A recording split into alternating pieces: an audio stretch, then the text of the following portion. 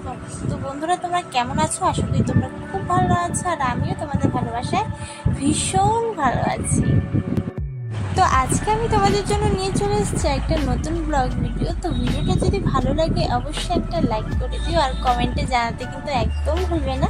আর আমার চ্যানেলে যদি কেউ নতুন হয়ে থাকো, চ্যানেলটি সাবস্ক্রাইব করে পাশে থাকা বেল আইকনটি ক্লিক করে আমার পাশে থাকবে। তো চলো বেশি বক বক না করে আজকে ভিডিওতে চলে যাব। তার আগে অবশ্যই ভিডিওটা একটা লাইক করে দাও, আর কমেন্টে কিন্তু জানাতে ভুলো না যে ভিডিওটা কেমন লাগলো। চলো।